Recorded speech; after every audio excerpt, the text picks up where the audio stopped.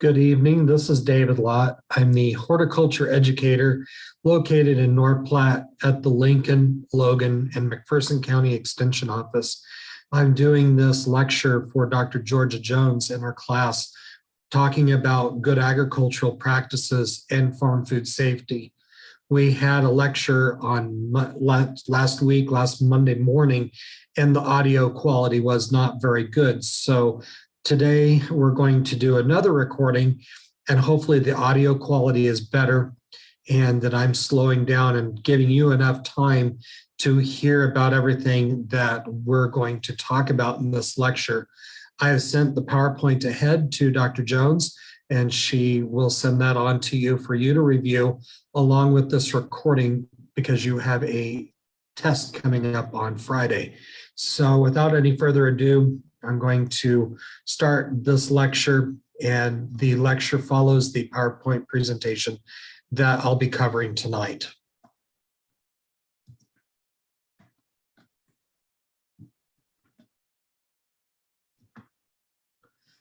When we talk about GAPS, it is another one of many government acronyms, and it stands for Good Agricultural Practices. And this is a program that was started prior to the Food Safety Modernization Act of 2011. And this was started in response to reducing the spread of foodborne illnesses when a product is damaged and is adulterated and causes a foodborne illness. And there are major pieces to GAPS that we're going to talk about. We're going to talk about reducing contamination from the production side of the product and its harvesting and transportation to the third-party source or the direct consumer. So GAPS is intended to help prevent contamination from pathogenic microbes, chemicals, and physical objects. And when we look at these three, you'll see the three main areas that we're going to cover in each of those.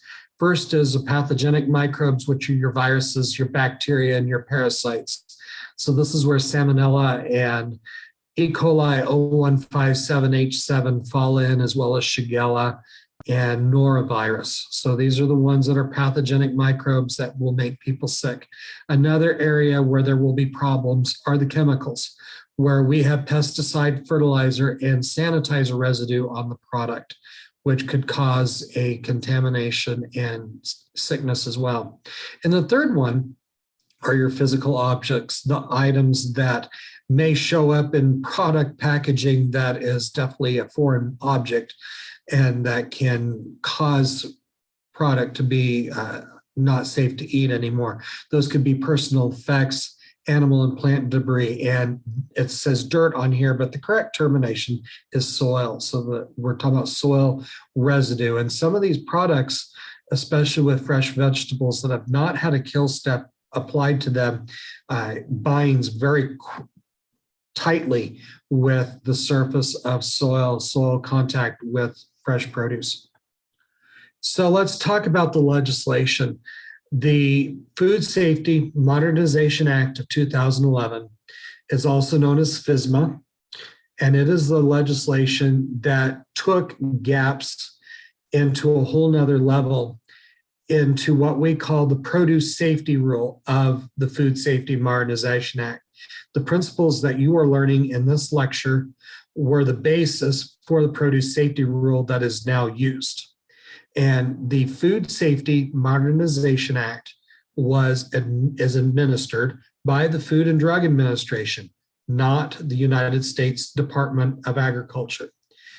It is in conjunction with the United States Department of Agriculture, as the USDA does have the ability to do the auditing process for the food operations that the produce is grown from. So the USDA is working with the FDA, but the FDA is the administrator of the Food Safety Modernization Act. And it defines principles for growers to follow. So that gives them specific guidelines from every step of the operation, from soil preparation and planting, growing, harvesting, packaging, and then sending on to the third party wholesaler or the direct consumer. There is an inspection and an audit process involved in this legislation where we can trace back where the food that is contaminated, or there's a foodborne illness outbreak, we can trace back where that food came from and when it was harvested and when it was sold, and right down to the literal section of the field where it came from, for us to find the root cause of the contamination, and also to take produce or adulterated produce off the shelf or a product off the shelf before more people can purchase it and ingest it and potentially become sick. And that traceback capability is very important, and it moves very, very quickly now. It used to take a much longer process, and as the longer it takes to track it back, the longer that food is out in the supply chain and getting distributed further and further away from its production point. And then there are corrective measures to be followed if there is some part of the audit process that shows up as a red flag, or if there is a traceback process that they're going to find the corrective measures, correct them, and move on. There are 8 principles to GAPS, and 7 and 8 are combined. These are being proactive and preventing microbial contamination. The next one is implementing the GAPS techniques on the actual farm operation. There's health and human hygiene for the employees and the workers as they grow and harvest produce, and also packaging, depending on the scale of the operation, to reduce any hand or bodily transmission of a pathogen on accident. The use of water in the form of irrigation, and also in cooling. If we have ice is a form of water, and it's universal solvent, which can adulterate quality produce on accident. So there's a whole section on water. There's a whole section on animal manure and how we handle that and compost it so it's safe to use and used prior to production, where that reduces the risk down. There's the harvesting and packing sanitation, depending on the size of the operation, where there will be packing operations and boxing, depending on the product and how it's shipped and refrigerated. And then the trace back and the record keeping and the documentation that has to stay on file in the operation as it's saved on. The next thing is we're going to talk about the converging trends that are very important relating to food safety. We have had an increase of consumption in vegetables and fruit, fresh fruit, because we have more and more increased healthy eating habits, more messaging towards eating more fresh fruits and vegetables as part of the diet. We have had more value-added products available that have fresh cut options that are packaged, so someone wants to go to a store or a farmer's market, it's already prepared and it's packaged, and the consumer can pick that up and eat it immediately. We also have increased distribution across the country, and including products that come from across the United States, where it will spread that product far and wide. So it's important to be able to track where all that product has been sold and where it's going to. And as we eat more and have more availability to fresh fruits and produce, fresh fruits and vegetables and produce, there's going to be a higher risk of more outbreak. So that is just part of it, where we have higher consumption, more availability, easier consumption is naturally going to lead to a higher risk of more people potentially being exposed to a foodborne illness. So why is it risky? Individuals are eating much more produce than they used to. If we go back to the 70s, that's about 45 pounds more per average American per year than it was. So this is a major trend, partially because of our messaging with the USDA on My Pyramid and My Plate, and encouraging people to eat more fresh fruits and vegetables, as well as the supply chain and making them more available. We also have more reported illnesses because the health profession is more adapted to reporting cases than it used to. So if there's a trend, those doctors can report those illnesses and they can go on, or if someone is sick, they can report it to their local health department. And if there's a trend, then they can start that inquiry that would lead to a traceback audit. So we have more availability year round as well with our produce. When things used to be only seasonal, now they're available year round with our supply chain.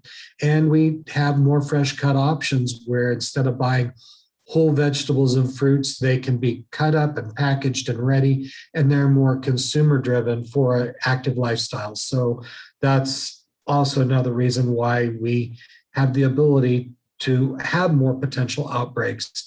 As we open produce, as we cut it open and increase the surface area, there's more surface area for product to be contaminated.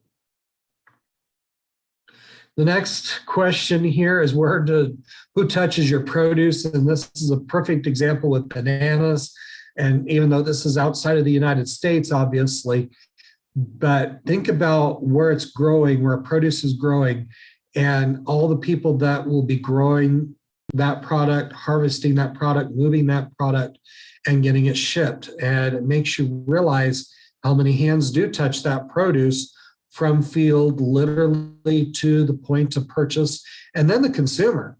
So at the end, and consumers can be sick, or they have dirty hands, or they can accidentally transmit to themselves a foodborne illness on fresh produce on accident. So when you see people in a farmer's market or a grocery store and they could be sick or have a cold and they wipe their nose and then they put their hands in the produce, it does make you think twice about that. And so remember, in a grocery store or farmer's market, many hands can handle that produce before it's finally yours that you selected to eat.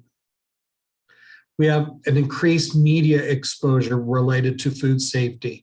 We now live in a 24/7 news cycle with social media reporting cases of foodborne illness outbreaks. And many of you probably have seen or heard or at least seen the links to a recall on a food product. So that is something that's very common now because we do have the traceback ability. We can contact the local media and we can watch that process to make sure that we get that product off the shelf and be able to trace it back so no one else purchases it or eats it or gets sick. And there is a concern for food quality and food safety. People want to make sure that they're eating a quality product. Our growers are wanting to raise a quality product because if they are not raising a quality product, then they're not going to receive a contract. And so that is a black mark on their operations. So the producer is just as concerned as the consumer to do the right thing, to grow a good product and make sure it's safe. But once it's out of the producer's hand into the third party with a wholesaler or to the direct consumer, it's beyond their control. We have much more publicity when there's a recall, and that is a good sense so we know how to warn the public if there is an outbreak and what instructions they need to follow. And of course, outbreaks and recalls will always attract attention, especially with the media, because that always gets people's attention.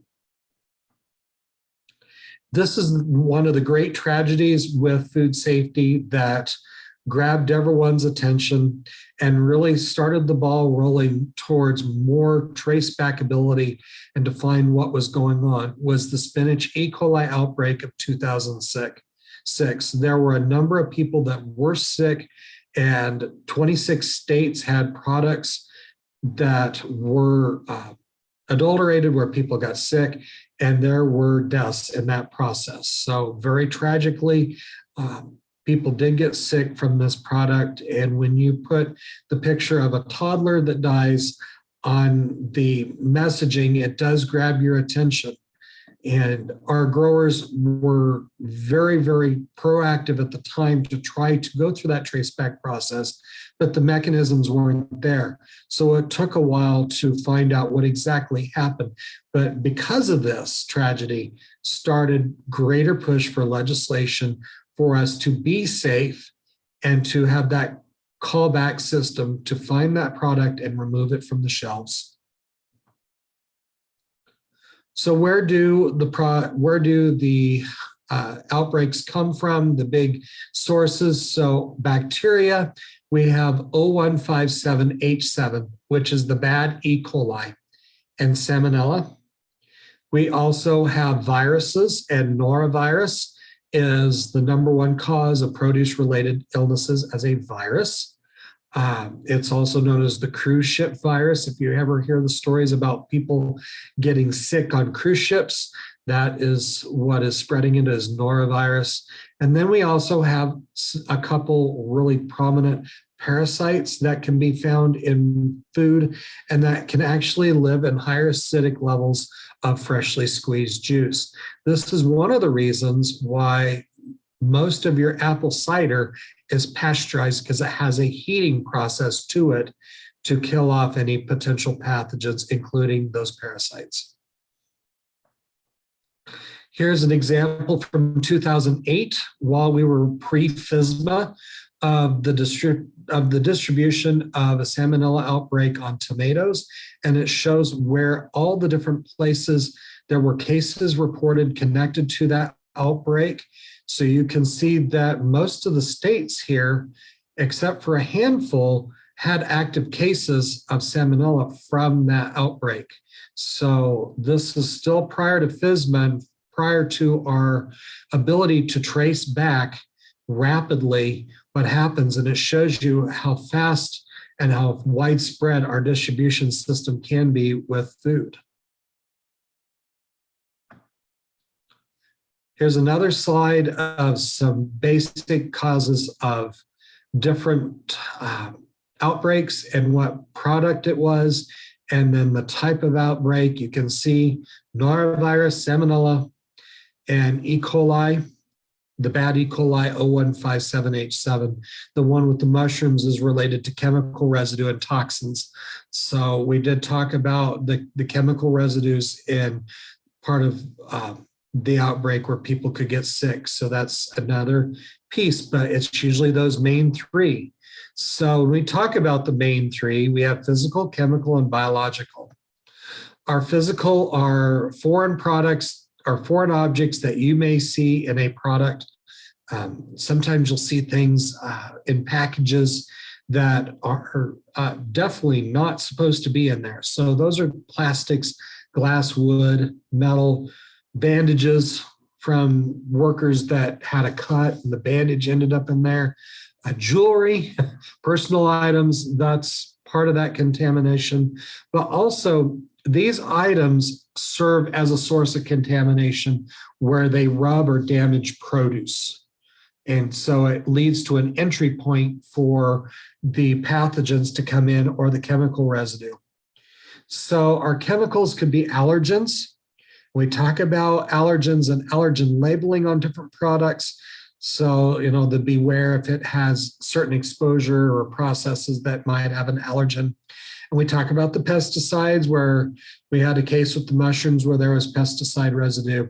Sanitizers, we have sanitizers that clean facilities as well as machinery, and those have to be food grade, but still that residue can be left behind. Also lubricants on machinery as well that could be left on the produce. And then of course our biological that we've just talked about, the parasites, the viruses, and the bacteria. So when we report outbreaks, usually what happens is we have a similar case that sounds all too similar to the stomach bug with vomiting and diarrhea. And they all tend to mask each other and all kind of looks the same. So our medical profession is much more on the lookout for maybe this is more than just a stomach bug. And so those cases are reported more readily so than they were in the past. So they also can be reported to your local health district that something's going on. So those can go up the ladder. And as we have reported cases of illnesses outbreaking from different places, it goes to the CDC, the Center for Disease Control in Atlanta, Georgia. And that's where they start collecting the data and decide that there needs to be something that happens at the federal level, that there might be a foodborne illness outbreak. So we're trying to track those patterns as those cases are reported, and very fast communication if there needs to be a recall process. And that's what triggers the recall process. And then product removal and testing and tracing back to what happened to this product, where it was produced and packaged, to find out the root cause. We have problems just as much in the home garden as you will the commercial operation as well. And the same issues are going to affect a home garden as a commercial grower. So don't think this is something that just is a commercial issue. It's also a domestic home garden issue as well. Being sure that we have a safe source of water to grow and irrigate our produce and wash it off, that we don't have domestic or wild animals in the garden leaving manure behind, fresh manure, or the damage to the produce that would leave an entry point for a pathogen to come in. We have to be careful of the use of compost and manure, and we have rules as home gardeners to go through the correct composting process with heat treatment, so that can be applied early enough to be used as a soil amendment without contaminating produce. Gardeners also have to conduct themselves with good hygiene and sanitation. So making sure that you keep your hands and your body washed and wearing clean clothes, wearing clean shoes when you're out in the garden, so you're not accidentally spreading a pathogen by your own lack of personal hygiene. Also, post-harvest handling it correctly. Once we harvest the product, with harvest containers that are clean, pruning aids or harvest aids that are clean. Also the kitchen environment and storage and refrigeration, so it's safe, as well as the correct temperature control depending on the product that we're in question. So the differences between parasites, viruses, and bacteria. Most of our big three are passed by animals, wild or domestic, as well as their manure, humans, whether they're growing, harvesting, or handling of the food, as well as the environment, which can be the soil and can be water, rain, and runoff. So potential sources of contamination can be from the soil, whether it's compost or manure that was not correctly composted down or applied. Water, as the universal solvent, can move contaminants from one point to another. The incorrect use of manure or compost, where it has to be used and applied so many days prior to harvest. The presence of wild or domestic animals, where they're damage to a product or defecating in the field, which is a problem. Personal hygiene and sanitation, so making sure that our personal effects, such as rings, earrings, and clothing, don't snag or damage produce, as well as making sure that we're washing our hands correctly before and after using the bathroom, touching our eyes or mouth or nose, lips, and so on. Making sure that we have adequate wash and rinsing that is going on correctly with produce, and correct produce handling and temperature control.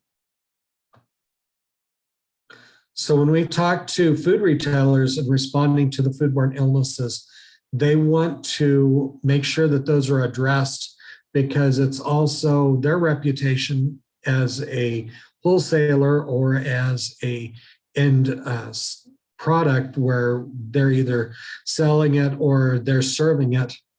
So they're requiring third-party inspections and certifications for the growers, so that they are making sure that the growing process, harvesting, and packaging is top-notch and reducing as many possible problems as possible.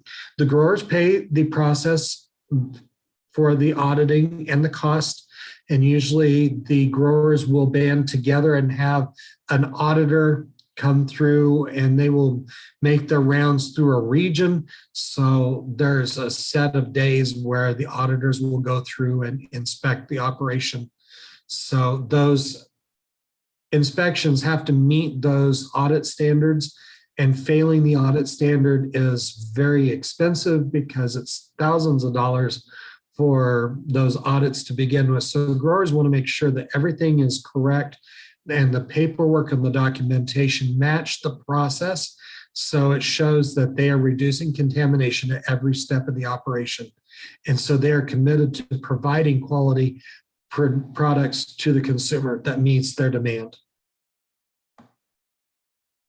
Personal hygiene is one of the very basic pieces to follow, and probably one that gets overlooked quite a bit, but it's very important, especially when you're hiring people beyond your immediate family or extra employees, is that we need to wash our hands with hot water and soap for at least 20 seconds before or after working the garden, using the bathroom, before and after handling fresh produce, and before preparing it. And so when we wash our hands all the way around, down to the wrists, around the thumbs, under the nail beds, under your nail beds, your cuticles, and remove everything. This is one of the reasons why people do not wear rings in a lot of operations, because especially if there's prongs, can adulterate the product, leaving puncture or bruise points. So we want to make sure that we wash our hands, because our hands are one of the biggest contaminators of putting pathogens onto the produce. So this is a basic skill that we do not want to rush, and it's not to be taken for granted. There's a reason why in food operations where there's a sign where all employees must wash their hands using hot water and soap after using the bathroom. So if someone is ill, they don't need to be out in the garden, and they also do not need to be handling produce. And this was kind of a change in dynamics for a number of growers that use migratory harvest crews, simply because in the past they were paying the workers by the piece that they harvested. So people would come to work sick instead of staying home. So they've changed some of the paying practices into the hour, or not docking pay for people coming to work sick, because that is a sure way to spread that. We need to avoid touching our mouth, lips, eyes, face, hair. When harvesting, handling, or preparing produce, there's a reason why in food service people wear hairnets on their heads as well as their beards if they have a beard and mustache, why that needs to be done. And then we need to cover open cuts and sores, usually with the Band-Aid out of the first aid kit, and usually double layered with the glove, a single-use glove, or another barrier to keep a double layer from that cut or sore.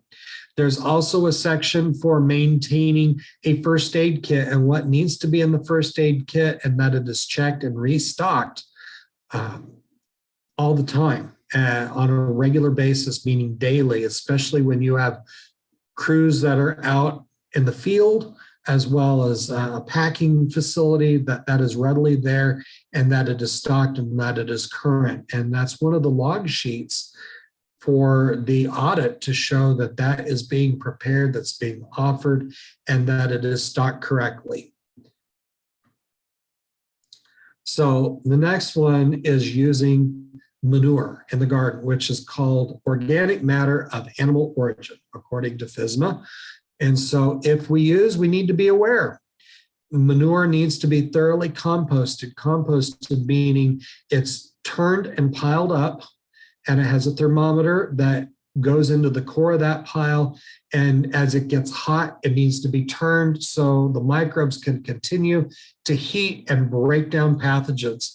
And so there is a log for the temperature control on those manure piles or compost piles, if it's not manure, to break those pathogens down, and it's documented. So we want to apply fresh manure, meaning non-composted manure, in fall after the harvest to break down. And over time, then it becomes much more safe to work with. That is why we do not side dress manure, raw manure out. So that is really important. So when using fresh manure prior to the growing season, it has to be spread out a minimum of 2 weeks prior to planting, and no harvesting until 120 days after the application. So you need to know your growing cycle of your crops and when it'll be safe to harvest using that 120-day rule. When we incorporate the manure or the compost in the soil, we do not side dress with manure. We also need to avoid root and leafy crops the year of manure application, such as potatoes, onions, and carrots as root crops, and leafy greens such as lettuce and spinach, because manure, those microbes can bind really tightly with the leafy green, and it's very difficult to wash off. So that's why we rotate out the leafy greens as well as the root crops, because root crops are going to grow right in that area where the manure has been incorporated. So we're going to grow something else where it's not going to have contact, such as sweet corn, where the ears are growing on a stalk and not have access or exposure to the soil. If an ear of corn falls to the ground, then it is not allowed to be used for consumption. It is thrown into the destroy pile. And it is a local problem.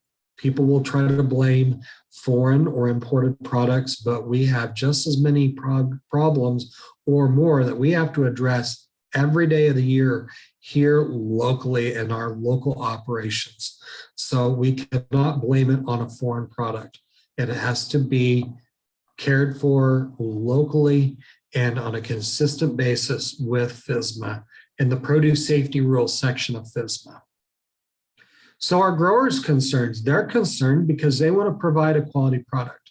They're wanting to grow a product that they will be able to receive a contract for and as good of a price as possible. So we're going to train staff on every step of the operation that they're involved in, so they are following these guidelines and gaps. So when we have poor quality, whether it's poor quality as in the product or if we have poor quality in an audit, the grower loses out.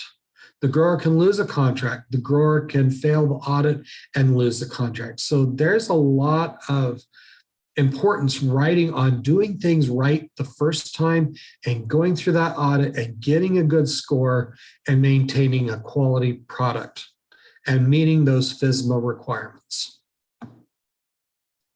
When we have a foodborne illness outbreak, it is devastating to individual businesses. One, you lose the contracts and you lose the profitability. Then there can be lawsuits and attorney and court fees. There can be insurance premium rises if there is a foodborne illness outbreak. So insurance may be canceled. It may not even be available if not the price, the premium goes up. There's loss of the employee morale or simply loss of employee jobs as an operation can be discontinued through financial disaster.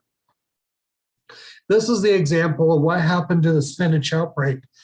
When they did the final tracing, they found that there was a confined animal operation upstream above that spinach farm. And the runoff from that confined animal operation ended up in the spinach fields.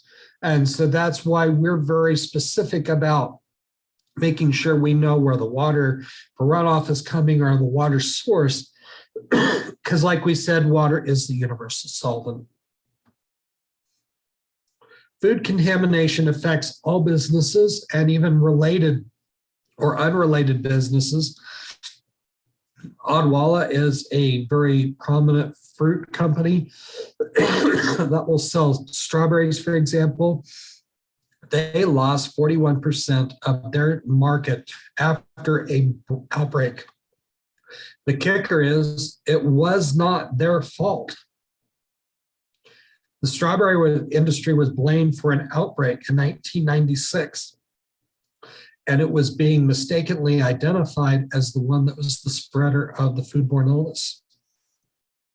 So you can imagine what $50 million in 1996 is worth now. But what happened was it was mistakenly blamed. This was prior to FSMA and the Trace Back. So there was a whole commodity group that suffered greatly simply because they were blamed for something they didn't do. So even though there is an outbreak, sometimes it affects everything in the produce world, where people have lower confidence in buying produce because something is now being recalled. So the consumer will pull back and stop purchasing fresh produce because something in the fresh produce world had a callback. This is one of the greatest misnomers related to food safety. I can always wash the produce before I eat it or sell it. And that is the biggest mistake we could ever make. Pathogens are difficult, if not impossible, to find on produce once it's contaminated. It can end up through the stem scar or the stem. Like in the tomato, you see the stem where it used to be. That's a perfect entry point for contaminants. And the same thing with the cantaloupe here. So it can enter through those stem areas or weak areas or bruises through poor washing and sanitizing steps in the last stages of the operation. So when we harvest produce, we have to be extremely careful. Very cold water can pull pathogens off the surface of the produce and into the product, and you will never see it. You can't see it, you can't tell it unless it goes into a lab environment and to be tested. So the consumer will not be able to see it. If we have rinse water cooler than 10 degrees Fahrenheit, then produce will absorb the pathogen. We always use a continuous stream of water when rinsing produce. So we do not dunk produce. We put it in a colander and we turn on the stream, and it is always lukewarm to rinse the produce off. So when we dunk produce, it has the ability to pull pathogens inside. We do not use soap to wash produce. We use a simple stream of lukewarm water. There are some products that you can purchase for washing, such as Fit is one of those that's found in a spray bottle, and you can use vinegar, which is a weak acetic acid, to wipe down produce if you so choose. This is the dye test on cantaloupe, where the cantaloupe was put in water 10 degrees cooler than the produce, and there was in blue food grade dye. And you can see where the dye has absorbed into the produce. And to us, we would not see that unless we had the dye in the water. You can see where it infiltrates.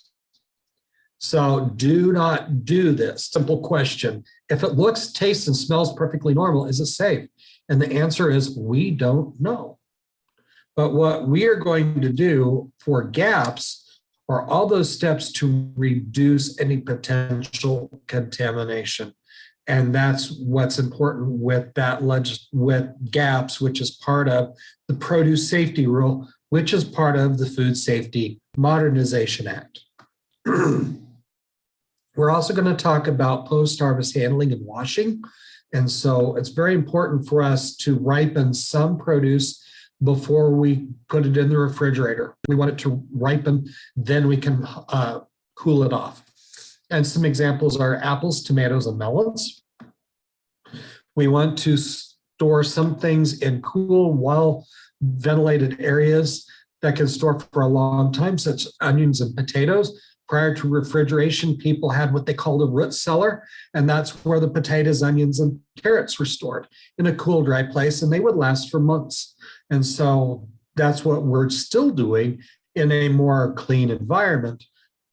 So we can still have produce that lasts longer, has a longer shelf life. So not everything, once we put in the refrigerator, has a very long shelf life. We also want to make sure that we avoid storing meat above produce. The fluid off of meat, which also liquid as water form, can move pathogens off of meat onto produce. So we always separate that out. Always put your produce, your fresh fruits and vegetables, above your meat in refrigeration. If there's any sign of spoilage, foul smelling, or any bacteria growth or mold, we throw it out. No questions answered. No questions asked. Just get rid of it. We refrigerate anything that is pre-cut or cooked, and we put them in covered containers, because you can't have contamination in the refrigerator if you do not have a lid that covers it and reduces the chance for bacteria or any pathogen to latch onto that cut surface. So humans are one of the major transmitters of diseases in food. We talked about that, why we need to be washing our hands and covering our wounds and wearing good, clean clothes and shoes out to the field. Make sure that we're using clean food grade containers and harvest aids, and making sure that they're in good repair and not rusty or damaged. So it's very simple, common sense. We want to gently handle the produce during harvest when we pick or dig to reduce any potential damage or entry points. We want to make sure that we reduce any of that damage, because that can be a place for soil, manure, bacteria, or any pathogen to enter, and damaged produce already has a shortened life. And that's definitely something that you're not going to sell, and that's definitely not going to be something you enter into the food chain anyway. So that needs to not be utilized. In our post-harvest handling and washing, very simple. Washing before storage requires thorough drying to prevent spoilage or mold growth. So you store in clean produce bins and containers in the refrigerator, because we want to make sure that there's no residue from previous food that has spoiled or oozed or left pathogens behind. We want to make sure that we reduce as much foreign matter off of the produce as possible. So that may be requiring using a light, gentle towel to break that off, move those foreign areas off, and refrigerate in clean plastic bags. Some produce should not be washed before refrigerated. And that's the big one, is berries, because berries are very, very fragile. So once you decide to wash berries, you need to eat them. We want to make sure that we refrigerate fruits and vegetables at least 40 degrees Fahrenheit. And if you have questions about that, or if this is not consistent with Dr. Jones, please ask her, but it should be right around 40 degrees. And always wash your produce with this lukewarm stream of water and a colander prior to eating. How long will produce last? This is a set of slides from the University of Rhode Island Extension and from Dr. Julie Albright, who's a retired food safety specialist here at UNL. So it talks about how long things last in a refrigerator, and it varies quite a bit on your fruit from 1 month. So apples can last quite a while, apples and pears, clear down to berries that are only a couple days. So that's the reason why if you buy berries, you need to, when you're ready to eat them, wash them, eat them, and be done with them, because their shelf life is very short, and their flavor and their quality goes down very quickly. Most of our vegetables are in that 2 to 5 day range here. So if you refrigerate them, we want to make sure that you use them fresh. And besides, the quality drops as time goes on. So we need to make sure that we enjoy them when they're most nutritious, value-wise, and taste. These vegetables have a little longer storage life. Cabbage, cauliflower, broccoli, celery, lettuce, tomatoes, and peppers. So they're a little bit longer. And then these are, well, think about our root crops again: carrots, beets, parsnips, radishes, turnips. All those are 2 weeks. Those last longer. And so that's good. Corn is 1 day. So if you buy sweet corn and it's fresh, eat it that day. Enjoy it. Don't hang on to it. So eat it while it's still good and it has as much sweetness as possible. And then our potatoes, sweet potatoes, winter squash, rutabagas, and onions can last for a week. But if you store them at a cool, dry place that's well ventilated, they can last several months. So that's why those old storage systems in the root cellar, you've heard about them, that's the reason why they lasted so long.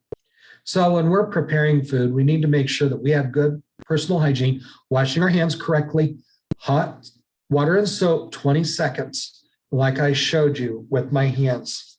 We want to make sure that we sanitize countertops and surfaces before we start. We only use clean, sharp knives and other equipment that are clean.